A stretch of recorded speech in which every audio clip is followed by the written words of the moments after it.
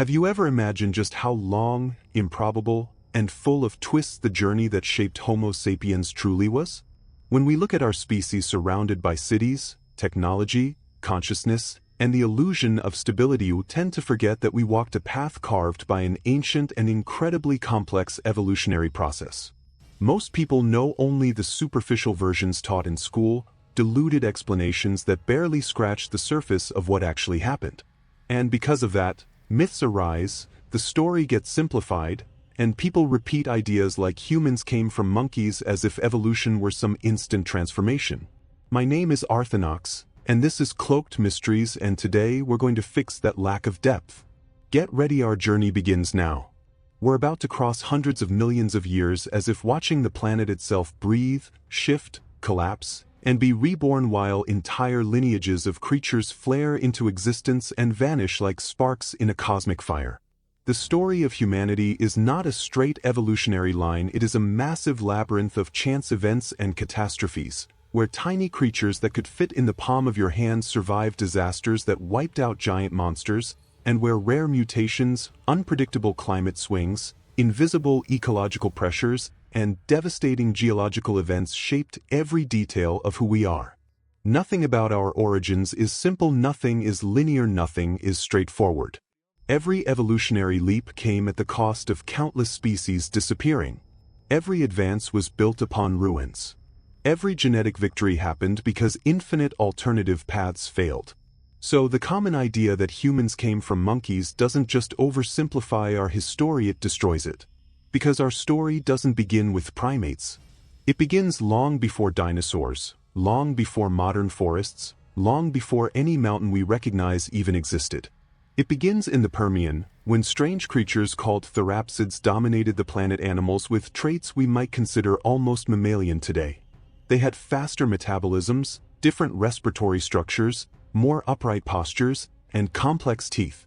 But nearly all of them vanished when the planet faced the largest extinction event of all time, wiping out more than 90% of life on Earth. Only a small handful survived, and among these resilient lineages were the cynodont, small, nocturnal creatures that lived hidden in the shadows because the world was simply too hostile for them to live any other way. If the climate had shifted slightly differently, if temperatures had risen or dropped just a few degrees, if the oceans had changed a little faster or a little slower, those tiny survivors might not have made it. And if they hadn't, neither would we. From those survivors emerged the mammaliform creatures that stood on the threshold between reptile and mammal. One of them, Adlabasileus, may have been the ancestor of all mammals. It laid eggs and may already have fed its young with milk. It was tiny, but it possessed the most important trait of all, resilience. While dinosaurs ruled the earth above, early mammals learned to thrive where giants could not reach. They became masters of the night, of hidden burrows, of the unseen cracks of ancient forests. And while colossal reptiles walked proudly across the land, these small creatures multiplied in silence, accumulating mutations, exploring new ecological niches, simply waiting for their moment. And that moment arrived with brutality. 66 million years ago, an asteroid more than 10 kilometers wide slammed into the Earth. In seconds, shockwaves raced across continents. In minutes, forests ignited. In hours, ash clouds swallowed the sky. In days, entire food chains collapsed. In years, the planet fell into a global winter. The dinosaurs disappeared. But the mammals, small, fast, adaptable, survived. And when the planet slowly recovered, they became the new architects of life on Earth. In this reborn world emerged Purgatorius, one of the earliest known primates. Small, agile, a fratand insect eater adapted to life among the trees, it represents the true beginning of our lineage. It spread across broad regions, thriving in a planet under reconstruction. Over time, its descendants evolved into myriad forms, some becoming lemurs, others the monkeys of the New World, and others the first great apes. Meanwhile, the planet never stopped changing. Tectonic plates shifted. Continents drifted apart. Mountains rose from the sea. Oceans opened and closed. Tropical forests grew during warm eras and retreated during ice ages, forcing primates to adapt, migrate, or disappear. For around 60 million years, This destructive and creative cycle sculpted our ancestors. The rise of Gryphopithecus and Dryopithecus marked a critical point. They were among the first great apes, with larger brains, diverse diets, and increasingly complex social behaviors. Then, between 7 and 8 million years ago, global temperatures shifted dramatically. Forests fragmented, and primates were forced to explore life on the ground, developing new muscles, new diets, and new postures. This was when the lineages that would become gorillas, chimpanzees, and humans split apart. The discovery of Gryphopithecus in Europe suggests it may be the oldest known hominid, challenging the traditional view of an exclusively African origin, though most evidence still points to Africa as the primary cradle of our evolution. From this point forward appear Sahelanthropus, or Auron, and Ardipithecus, each contributing pieces to the puzzle. Sahelanthropus shows early signs of bipedalism. Auron's leg bones resemble those of modern humans. Ardipithecus blends life in the trees with life on the ground. These creatures were evolutionary experiments, some successful, many not. Then comes Australopithecus, one of the first fully bipedal hominins. It lived in groups, used simple tools, and inhabited a variety of environments.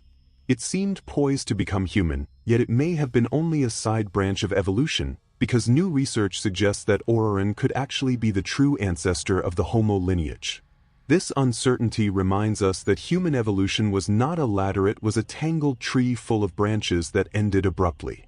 Then emerges Homo habilis, the first great toolmaker. Strategically shaping stones into blades, scrapers, and cutting tools, it marked the beginning of a new era. Its brain expanded dramatically, enabling planning and coordination. From Homo habilis came Homo ergaster, then Homo erectus, one of the most successful species in our entire evolutionary history. Homo erectus mastered fire, reshaped its environment, traveled across continents, and adapted to jungles, savannas, deserts, and temperate forests. The Acheulean culture, with its masterfully crafted hand axes, became humanity's first major technological tradition.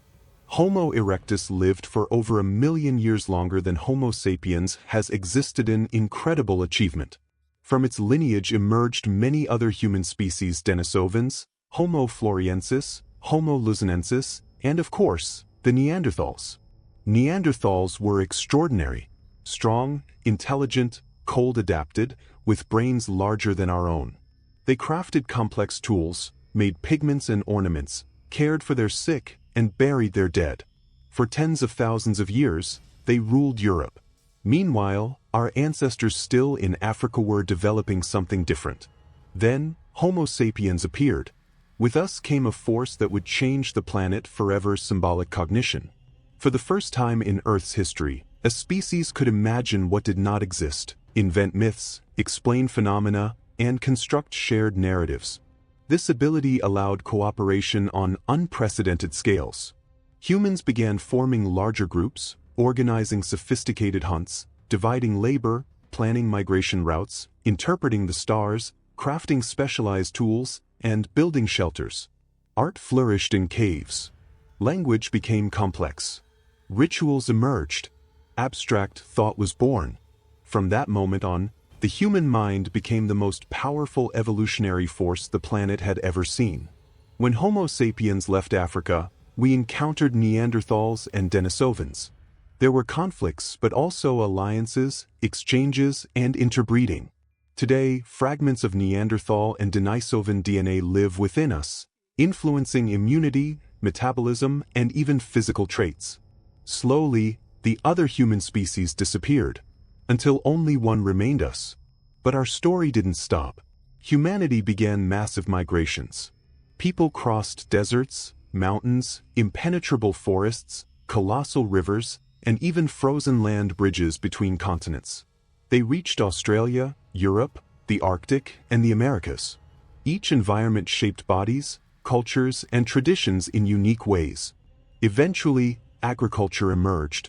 Then animal domestication. Villages. Cities. Empires. We created writing, mathematics, astronomy, religions, philosophy.